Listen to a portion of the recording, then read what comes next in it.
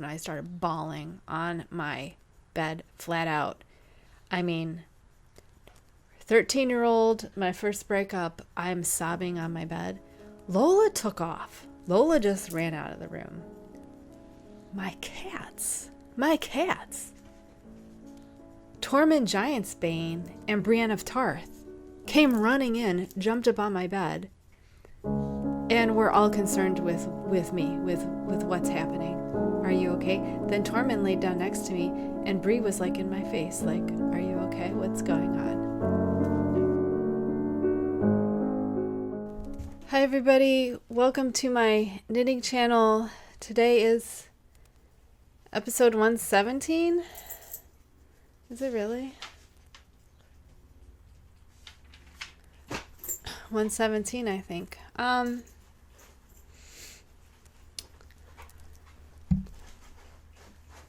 We have a full house in here. Both cats are in here. My little dog is in here.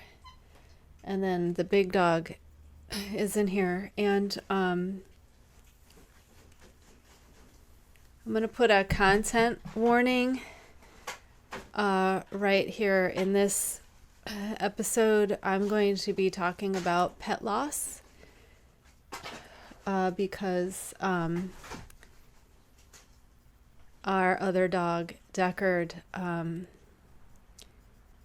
died on Monday. And if you were on my Instagram, you will have seen a bit about that. I'm going to try to get through all of my yarn and knit related stuff before I talk about that. And it won't be graphic. It won't be, I mean, it was peaceful. It wasn't anything violent or he just got real sick real fast, and I kind of wanted to share that because I know if you're here you love animals, and if you haven't dealt with something like that, it might help. I mean, nothing can be done, but it might help you in some way to feel prepared. I don't know that you can ever be prepared. But so we're knitting content, and then I'm going to ramble, and I'm going to edit together as best I can. Because that's what we do here. And I was realizing as I went through, I was looking for some information on some yarns I had dyed on this show in 2021. So I was going back through my entire library looking for information on the base of yarn. I did finally find it, but it took me quite a few videos. But while I was looking at the screen grabs that we put up as the the thing for the video, I noticed that you have seen all of our animals except for Deckard. And that's not because he wasn't my favorite. That's because once COVID hit and all the lockdowns happened and everyone went home and everyone started working remote, and as soon as my husband started working from home and wasn't going to the office every day, that dog was on him 24/7, and I lost my buddy. Like, he went from he would be my dog during the day, and then when my husband came home, he would be my husband's dog. So now that my husband wasn't leaving, he really wasn't my dog anymore, and I had quite a bit of grief about that because he was my favorite dog. I know everyone thinks Lola's my favorite dog. She's not my favorite dog. It was Deckard.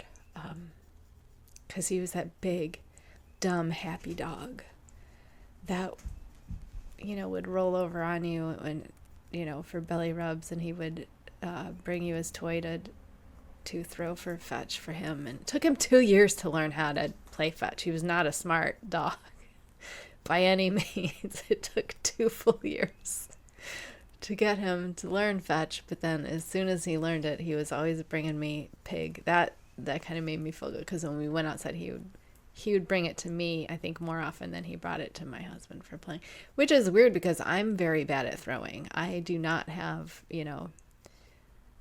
any type of physical ability at all. I'm just like, where are all the animals? Everyone's in here, so almost everyone's in here. You feel the loss like immediately. Anyway, let's get through the yarn and knitting part before we go there, because I certainly don't want to bring anybody down. I am not wearing anything knit related, obviously, because I'm too depressed to get out of my pajamas. Oh, I do have whips, finished item, and squishy mail. I did not write squishy mail because it was delivered just now. So let's start with my whip. My whip is the second sport weight double layer hat that we're making out of the verbena. This is seabed. So this was made up in a smaller, willow verbena seabed. You've seen this like a million times. This I had started in with a smaller needle, so I moved up to the 3/5, and I didn't go down all the way. I think I did like just the original 8 loops. I certainly did not take out the entire pinhole cast on. I think it was just the 8 loops. The 8 loops were there, and then I redid. So this is where I mark the last increase of the last increase row, and then I weighed my yarn so I know how much to go till we close up, and we've got quite a ways to go. So this is all I'm working on at the moment. It's just this because I finished our finished item last night. It looks kind of wonky because I did not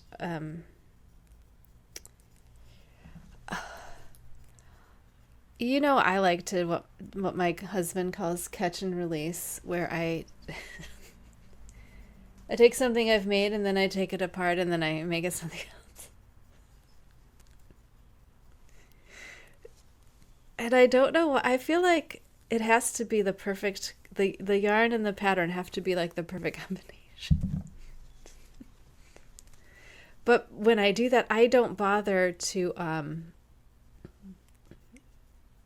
because then I would have to rehank this, wet it, weight it down while it dries. And honestly, I don't have time. And also, I've not seen that it matters to any great degree. Like a hat. Once I block, this looks fine. So I can't think of any project I would do it. Maybe the fiber might matter. Wool, as you know, is very pliable, and it doesn't matter. You can just stretch it and it'll go into, is it the memory or whatever. So since I work with wool, I don't know about any other fibers that you might not want to do that with. I don't know. I don't do it because who cares? Because I don't care. Because it'll block out and be fine, and I don't think gauge matters to that degree. I don't think it changes gauge to that big of a deal. My finished object is the DK weight sockhead cowl by Kelly McClure. So I just redid the stitch counts. So again, I weighed the cake, did 25 grams of ribbing, then worked 50, worked till I had 25 grams left and did the bind off. I'm not even sure if I'm showing you the bind off. Maybe. Yes. Because this is what I had left, this little bit. I think it was like 68. I did write it down.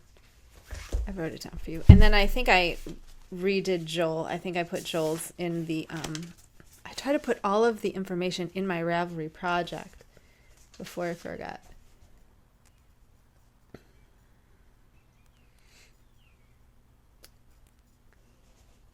So, oh, dumb.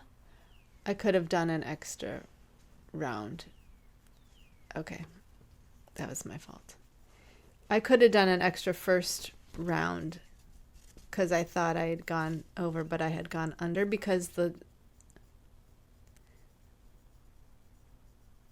I went with the bigger number. So you're thinking what I had for the weight was that 25% would have been 82.56, and I stopped at 83, which in my head meant I went over, but in reality I went under. So I could have done one more round, which does not matter. But I was wondering when I got to the end why I had like an extra round there, and that's why. Okay, so I started the last ribbing at 25.18, and then I started the bind off at 232, and that left me with 0.51 grams left over. So pretty good. I like the fabric. I made a nice fabric. The only problem is that it's not as tight as the worsted or the original sock. And I don't know if it blocked, because if you look at the worsted, this points, you see this comes in. And on both sides, I don't know that you can see it on this side, but both edges pull in a little bit. And this does not. And I don't know if I blocked it too well. But when you put it on, it does not stay up around here. So to that, I'm wondering, really, if we don't even bother with the DK and just do the worsted. So I think my next one, I was gonna do sport weight, but now I'm thinking I might just do, I think I have one more in this same base. Now it also could be your base. However, these are both, I'm pretty sure these are both 100% superwash merino, right? Superwash merino. Yeah, these are both superwash merino. I don't know how many plies. I'm not sure. Probably 4, I'm assuming. Let's see. Now this one, like I said, is from Haute Knit Yarn, so I don't know who her supplier is at all. Not my business. I love when indie dyers will tell you who their supplier is, though. That's my favorite thing. This looks like 4. Yeah, I'm going to go with 4. And then this is Swish. Is it Swish DK? From Knit Picks. Very, very plump. Yeah, this looks like 4. This is 4. Very plump. I want to say that there's really...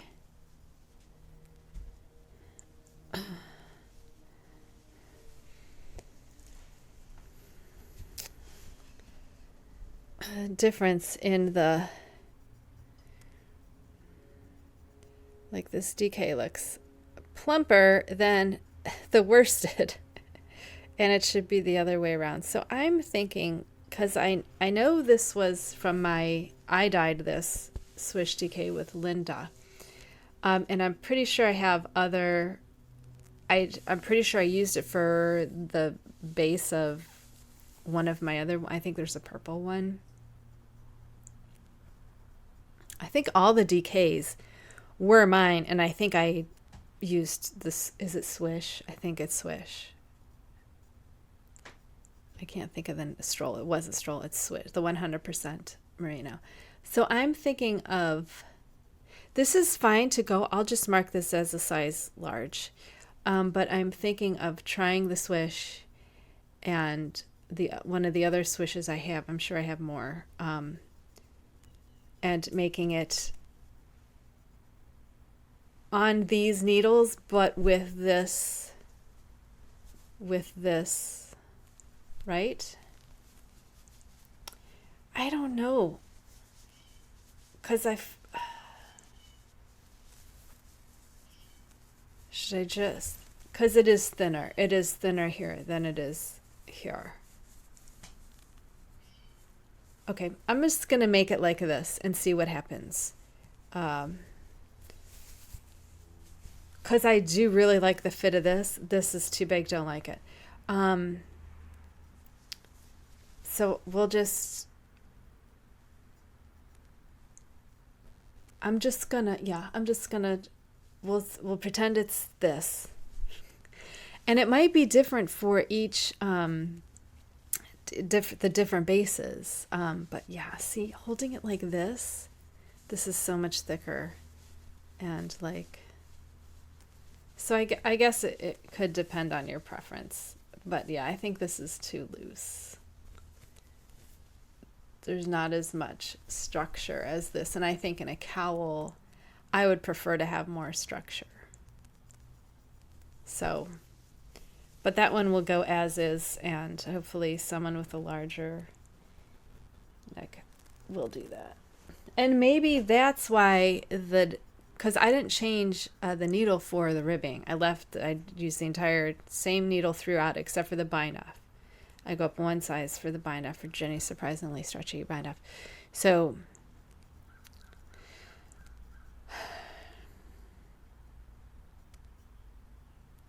I'm having a hard time like concentrating. I'm really sorry.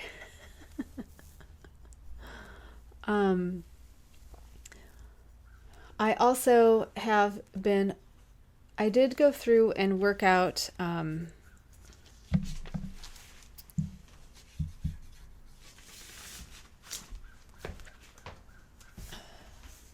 I worked out some of this, the show.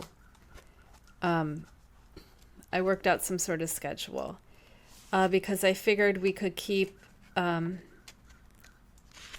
I said, the end of the month episodes typically did really, really well. Those were usually my highest watched, were the end of the month where we went over everything I got done. And I think really people just like seeing finished stuff. They don't really care in the process. That's what I think. So I've put in the finished objects episodes, and then before that we'll be planning the following month projects. So I'm bringing both of those back, and then I'm also bringing back planning for the season. So we'll do planning. Well, we missed spring. Did we miss spring? Yeah, because April is February, March, April. That's my spring stuff. So we'll just do planning April, and that'll be stuff. And then we'll plan summer. I'll actually be recording on my birthday this year, so that'll be fun. So then we'll have a couple episodes each month with no thing, which is fine. I don't think it really matters anyway. Squishy mail. Would you like to see some squishy mail? I haven't even opened it yet, so it's going to be, I'll have to edit around the crinkleness. This came from Little Knits, which is a store in Seattle, Washington, which near where I used to live. I don't recognize this street name. And I lived there 20 years ago, for a few months. So, and I don't think I drove much, so I would not. I knew where Green Lake was, and that was the only place I needed to know. So I got 2 of these. Oh, enjoy your new yarn. Thank you, Stephanie. So I got, where am I? Okay, I don't remember how I think I was just looking at Cascade's website or I follow Cascade, right? So like they're always like, oh, look at this maybe, or maybe it was this shop, but I don't think I follow this shop. So, oh my goodness, it's a lot of tape. So this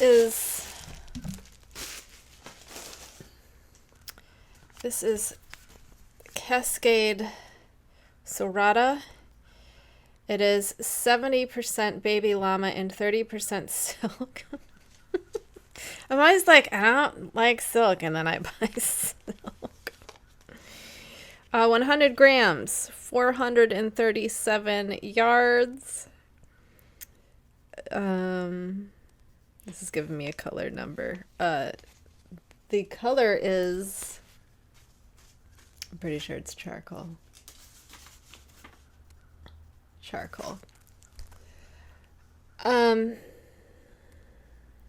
There we go. Yeah. It's charcoal. It's like I always think of charcoal as like a tonal faded black. Like acid wash jeans, like the black. Before you could get real black jeans, okay, before you could get black denim. Oh my God, I'm remembering days before you could get black denim. You could have like this washed out dark gray denim that wasn't, it was like acid wash. Was that the acid wash? Whatever. It wasn't pure black. You can get black jeans now that are all black. It didn't used to be like that. It looked like this. It looked like this, and it was terrible. The woes of being a goth kid when you're under your parents' thumb and cannot buy your own clothes. So as much as I like this, I'm pretty sure we're going to over dye this black. Now I actually got this because I have a plan to make something with this for April, which means if I'm going to dye this, I'm going to have to dye it soon. I'm also considering I could just make it and then dye it later. I mean, that's obviously not a problem either.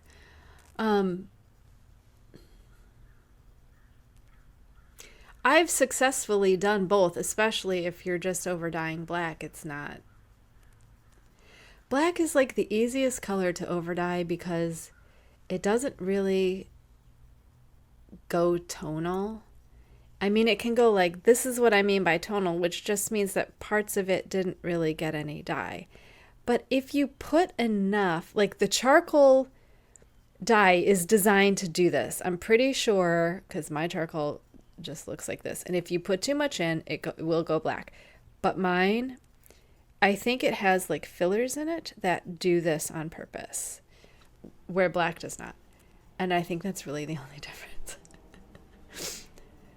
Because if you keep going, it'll go black on you. But I'm thinking I would like it black, and not charcoal. But they didn't have black, obviously. This was the darkest they had, and I was going to do a like 2-color shawl, because it baby llama. I'm like, but instead I know what I'm gonna make with this, and it's gonna be an April project. Do you think I should dye this black first? Sorata, am I saying that right? Sorata. It's very soft, and it feels like alpaca. very soft, very, very soft, very kind of limp. Do you know what I mean by limp? Not like, to me, wool isn't limp. Wool is like rigid, but alpaca is like limp. I don't know about silk because I don't work with silk a lot. I know silk makes me very warm, so it's not my favorite. But for this project, I went with the silk because, well, first of all, I wanted to try baby alpaca at a reasonable price, and these were like $10.99. Their shipping was a bit high, I will say. I think the whole thing cost me like $32. Yeah, $31.99. Their shipping and handling is $10, which I thought was a bit much for, well, it was priority, I guess. So I really wanted to try. If they hadn't been on sale, I probably wouldn't have gone with the $10 shipping. But I do know what this is going to be, and I'll tell you in our planning April episode in a little bit. But I have to decide if I'm gonna dye this first or not. Not that there's anything wrong with charcoal at all. If you want to wear charcoal, go ahead. I don't mind it, but my absolute favorite color is the blackest of black, and if there was a darker color, I would wear it. It's I like really, really dark black. That's my favorite color. And because this is going to be an accessory that I will probably be wearing a whole lot, I would like it to be dark black. That's what I'm going for. And I think that the structurelessness of the limpness, I'm guessing the before or after will depend on how well I didn't know she got back up there. Will depend on how well I'm kind of recovering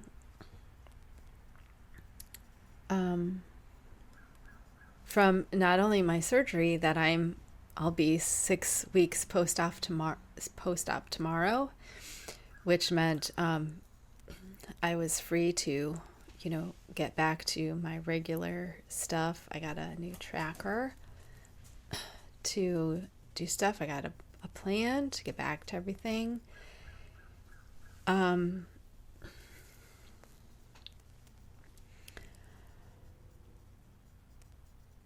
if you remember, I've been having trouble kind of concentrating on anything that's not just knitting in the round right now. And now that that Deckard's gone, and now I have to go through this.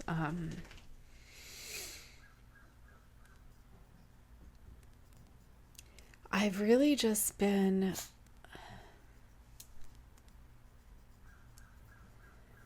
lying on my bed crying about it. So, and today's Wednesday, so it was Monday, so Tuesday. We're only the second day without him. I guess I will tell you what happened to Deckard.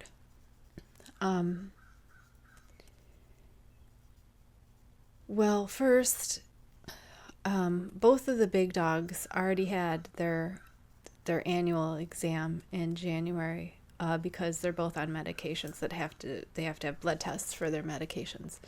So anyway, he had his blood work, everything came back fine, and then last week I think he had been wanting to eat breakfast.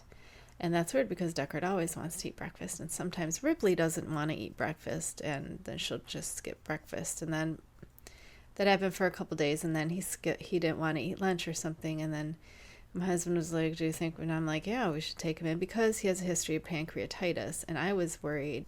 So last Wednesday, while I was doing my show, I think I cut the part of where I had a lot to do, and one of the things we had to do was he was taking Deckard to the vet. And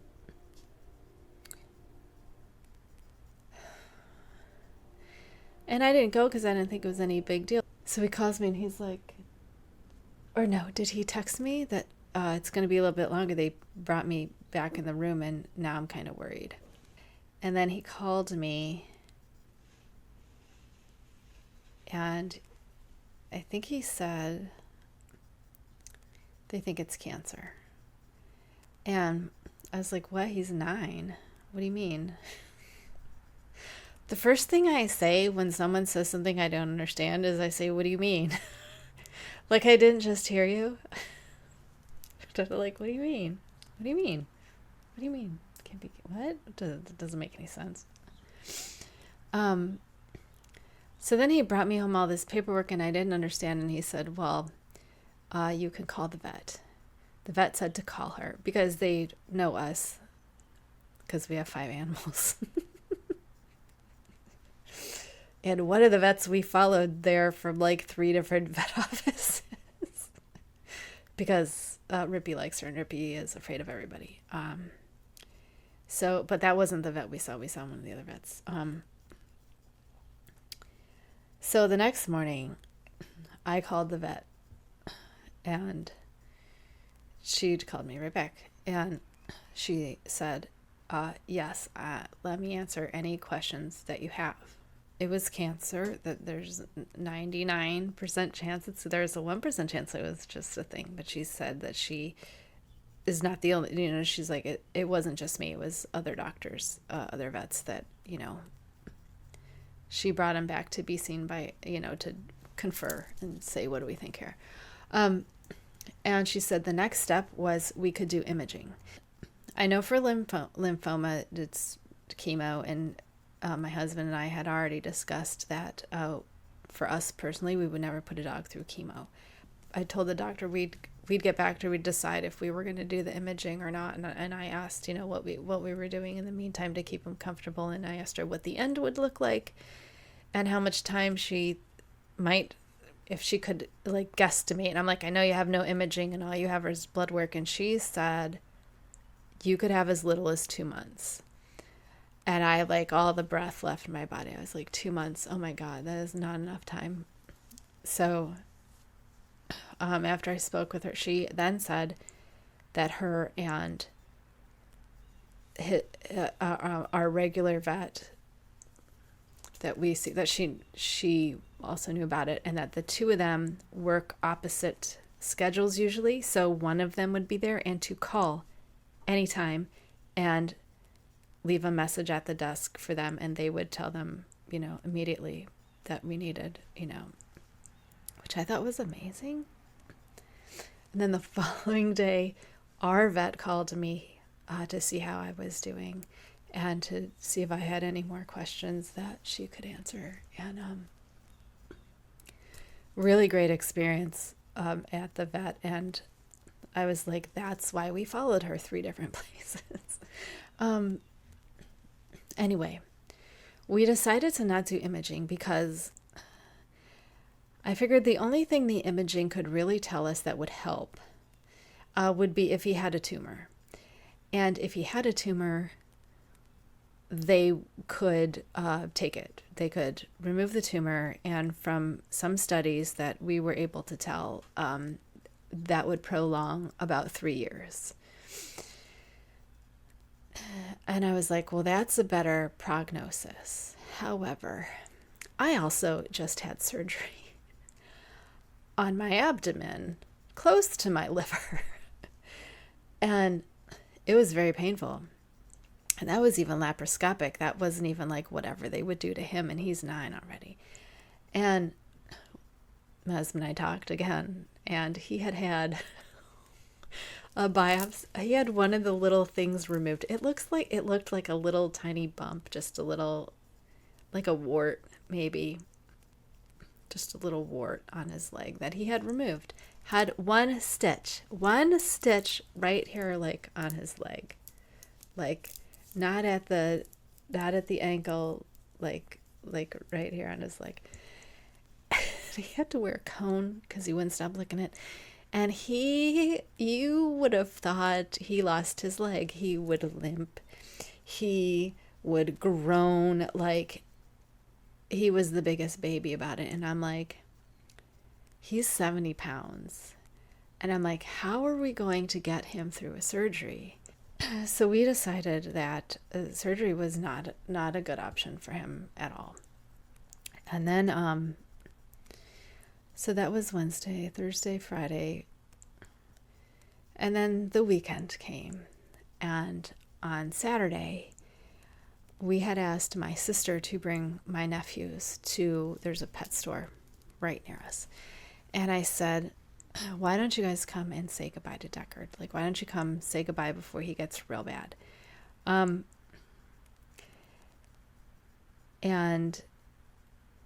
what we hadn't realized until that day was he already was real bad.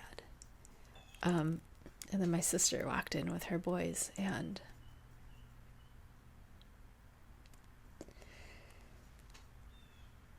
I don't know if I can explain to you how much he loved my nephew, because I used to watch my nephew, and when we first got Deckard,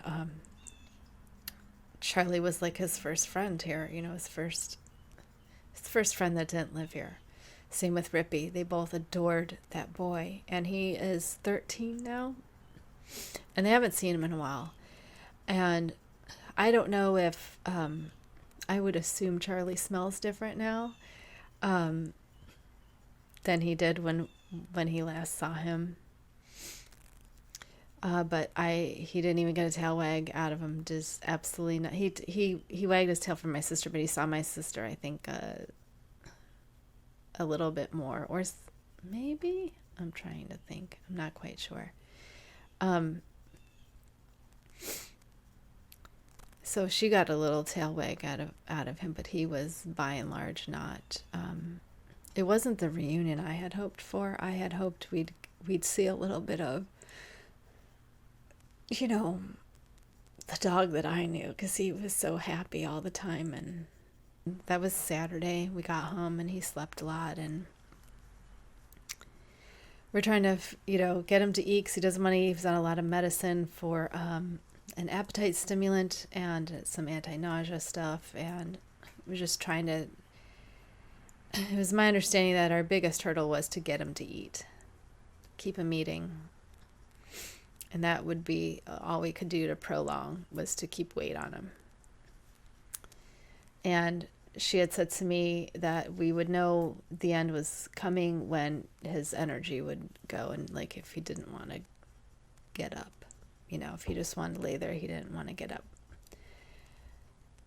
And that's what happened Sunday.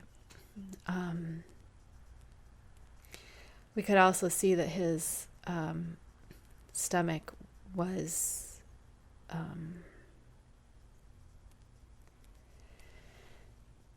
bloated, and he was having trouble breathing. Not trouble breathing. His breathing was labored. You could tell it was labored. So my husband and I started talking Sunday. Obviously, we can't bring him, everywhere's closed, and I didn't want to bring him to. I didn't think it was an emergency to euthanize him. I thought he could handle the night, and we could bring him in the next day, and then he could be in his favorite place, because he loved the vet's office. It's so weird. So like at first I thought 2 months, though that's really not long enough, and then I thought 5 days is just ridiculous and impossible. And so I laid on the floor with him a lot, and it so sucks. We bought him all of his favorite toys, and they all got there Sunday. So I got him surrounded by his 3 favorite toys, and he's just laying on them. Like, he was excited to get he got tail wags out of all of them, but then he just couldn't. I brought over his favorite bone, and he was like, tried to put it in his mouth, and then like he just wanted to smell it. He just wanted to have it near him. So I just put all of his stuff near him, and then I laid on the floor with him, and I just held him, and he slept for a little bit. I don't remember what day this was, but I was eating a mini bagel. And he came in like he wanted my mini bagel, and I don't normally give dogs people food, but for some foods I would give Deckard my last bite. Whatever it is, whatever I had, if he could safely have it, I would give him the last bite every time. So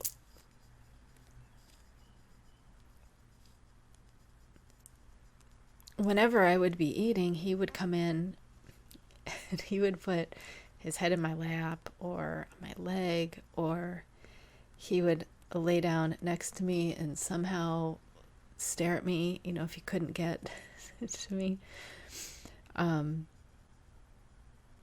So he came in and he hadn't eaten breakfast, I'm pretty sure. And I was like, I just put the rest of the mini bagel in my mouth. So I just started spitting out all that I had chewed up in my mouth and he was eating it. And so it was like baby bird, mama bird, baby bird. Like, oh, I will give you So what we were doing before that was we were tricking him we would put his food in a people bowl, and I would pretend that I was eating it, and then I would feed it to him. And like, he had no idea that's how we got him to eat, was to pretend that I was eating something and I was giving it to him.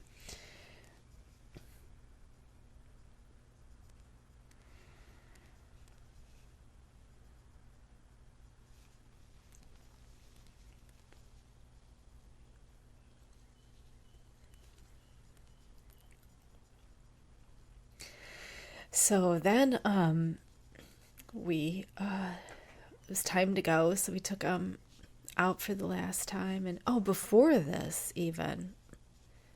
last week maybe, we had a nice day, so we all went out for a walk, me and Lola and my husband and Deckard and Ripley. And so we went for a walk, and then I started hurting. But that, I love that we had one last walk as a family. Like, we should really do that more. And because by the time we got the thing, it's been cold and snowy here. And I'm like, are you kidding me? You couldn't have given me a day where I could have just laid out in the sun we could have laid out in the backyard in the sun with him, for like a couple days. We were supposed to have 2 months, and he was so excited to get in the car. And then we got to the vet's real close, so it wasn't even like we had that long of a drive. And we get out, and he realizes where he is, and his tail starts wagging, and he walks in, and he was so close to making noise, so close. Like, he was like, her, like, it was almost coming, like he just couldn't muster it. And the lady, we walk in, and she's like, who do we have here? And we're like, Deckard. And she's like, oh. And then she gets, and she's like, oh, like her whole demeanor changes. She's like, I'm so sorry, guys. And there's a big dog in there. I don't know what it was. It was black and tan, but I don't know if it was a Rottie. It looked kind of too fluffy to be a Rottie. It's a pretty big dog. And but that was all that was in, and the lady was not paying attention. Otherwise, I would have seen if he was friendly for Deckard to greet last time. But they took us back really quickly in a bigger room, because they like smaller rooms, and I'm like, I don't know how I'm gonna sit on the floor and cradle my dog. And they had a big room, which I assume they use for larger animals. And I'm like, oh, this is perfect. I got right down on the floor, because I knew he was going to lay down. And he was in my lap. And then the tech came, his regular vet came in with a tech that I had not met before. And this tech was perfect. He was just, they were the best. And very,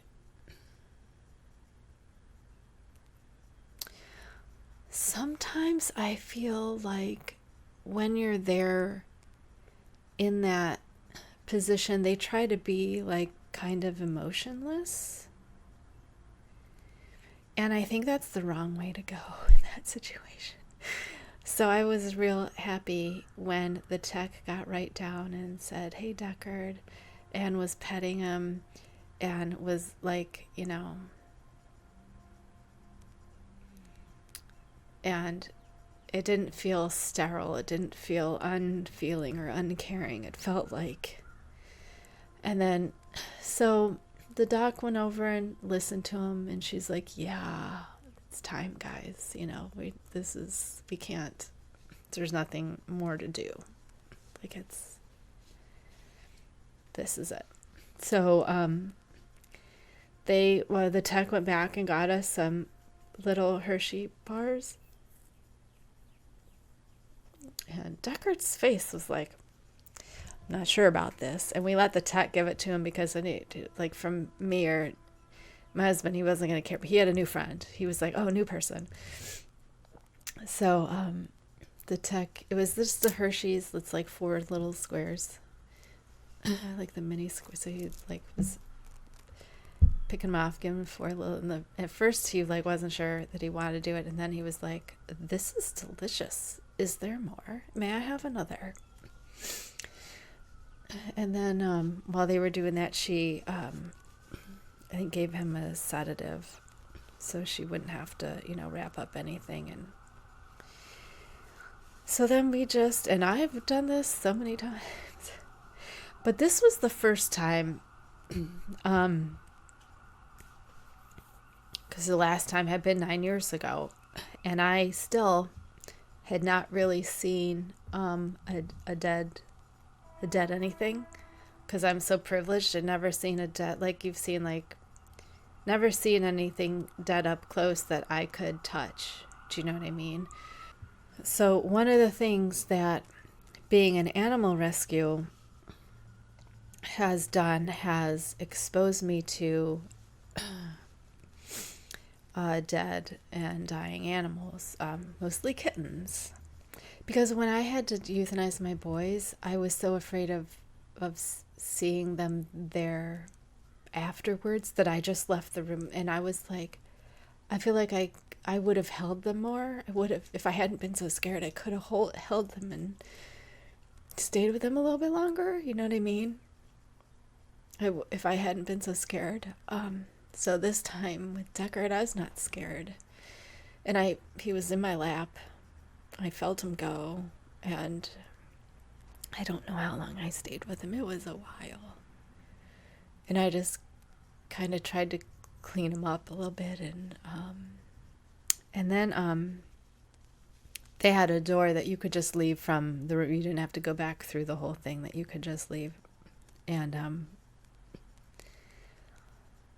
we started to open the door, and I was like, I don't want to leave him all alone. And then here comes the vet tech, and he goes, I'm here, you can go. He's like, I'll take care of him. And I hugged him, and I hadn't meant to, and I know you don't hug people you don't know. And I asked him his name, or I asked them their name, and I kind of like gave him a little bit of a hug, and I said,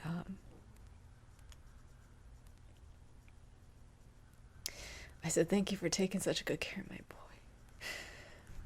I know we've all been through this. I don't know anyone who hasn't been through this. And I feel bad for the people that only go through it once and decide it's too much.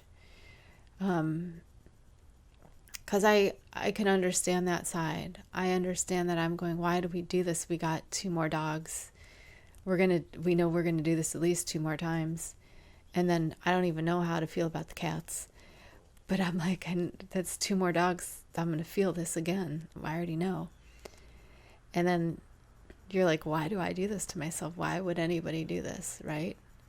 And then I go, well, because the ASPCA reports that 920,000 animals are euthanized in shelters every year. That's why, because we can save 1 more.